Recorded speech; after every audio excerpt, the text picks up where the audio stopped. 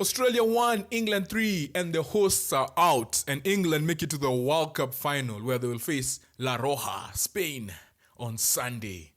This game was I felt bad obviously because I lived in Australia, but I have to give England props. Sarina Wiegman, this was probably one of her. This is going to be her fourth final. She has taken Netherlands to one World Cup final and one Euro final, and obviously took England to the Euro final and won it, and now in the World Cup final. I have to give her props, man. Like she did something in this game that nullified Australia completely, which was Australia were very good in spurts of the game.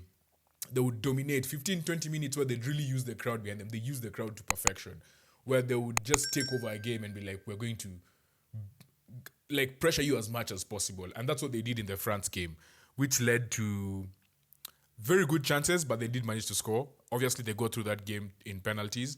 They did very well to get to use the crowd to their advantage. In this game, one thing I learned about England is that they actually would keep the ball when they realized the crowd was going up. They would want to keep the ball, and this happened especially after Russo scored. After what's her name? Samka. After Samka scored for Australia, there was a 15-minute spell where it looked like she was going to get a second goal for Australia, and she was so good. In fact, her goal was just out of this world. But Spain did well to like reel that in and went through a spell of possession, and that culminated in Russo having a header which went wide, and then within a minute later they scored their second goal. And the second person I need to give props to is Lauren Hemp. Lauren Hemp was just amazing. Lauren Hemp she really had this was a game of the tournament easily. And one thing she did is, well, she did many things, but many things she did is she played very well off Alessia Russo. And I said this in the prediction that was going to be the key for England: Lauren Hemp's movement and Russo's finishing. Yeah, so looking back at the first goal, Toone scored the first goal for England, but Lauren Hemp was involved.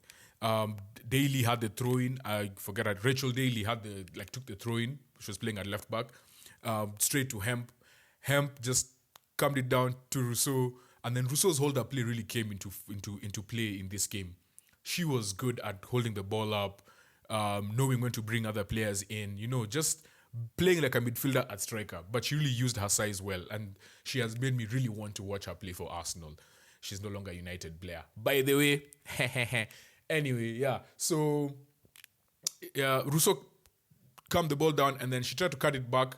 She did cut it back, but I think it was Hemp who missed it, and Toone just came and finished it. Perfect finish off the side of the foot, top corner.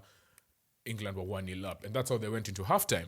Australia did well to kind of not concede any other chances, but second half they started strong. They were like they really wanted, and they used the crowd. One thing about the Australian crowd was always getting behind their team, and the Matildas were like they're going to use that to their advantage. And yeah, they managed to get an equalizer through Samka. Funny enough, it was Russo who was dispossessed high up the field. Then they just broke, and the ball came to Samka. She just ran like 40, 50 meters, and then an amazing shot that just went over the keeper. And that's the thing about Samka. She's such a lethal finisher. Like she has been dearly missed for this Australian team, but they still managed to make it the semi-final, so that's good for them. That goal went in the 62nd minute, and as I said earlier, Samka went through a spell of like 15 minutes where she was wheeling this team forward. She had another chance and just missed it wide on the volley in the D.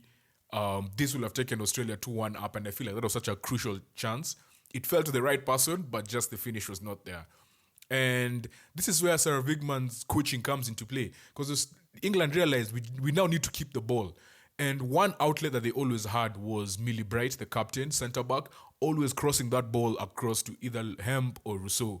Russo and Hemp were always never staying in the middle. They were just making those runs out wide or coming in from wide. And Millie Bright was crucial. This is where I feel like Millie Bright has really stepped up in the absence of Leah Williamson, another Arsenal player.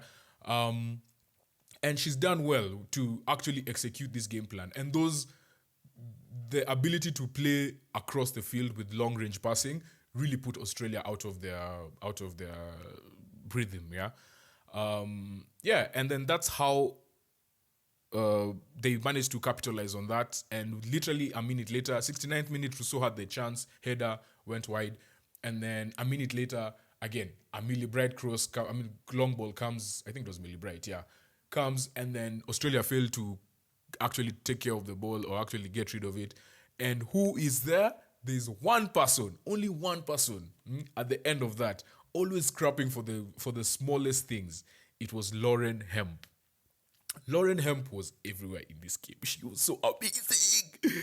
And then after that, now Australia were just trying to, we need to get back into this game. Sam Kerr's face after that goal went in was so priceless. Like, she was just like, we've done all this and we have to, but they're like, we have to go again. One thing about this Women's World Cup, these women, first of all, they don't spend a lot of time on the floor like the male counterparts, which is just something I realized and I love about them. And then secondly, the mentality of these players is something that we actually take for granted. Most of these people don't even have are not professionals. Others have jobs.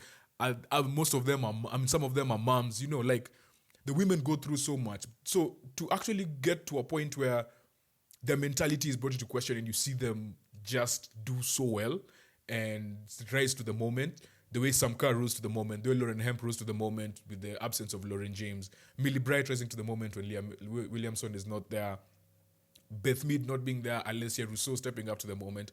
Like, there's so much to love about this Women's World Cup that I have been blown away about, like, everything to do with this Women's World Cup.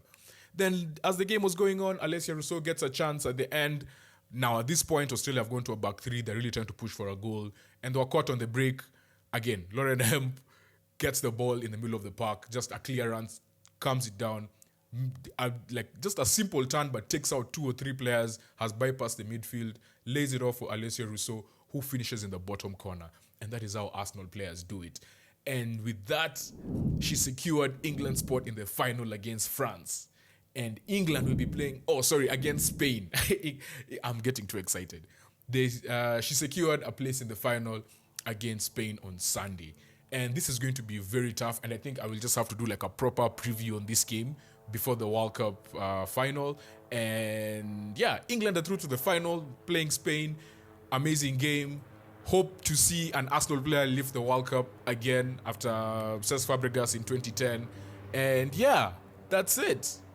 Women's World Cup semi-final. Australia 1, England 3.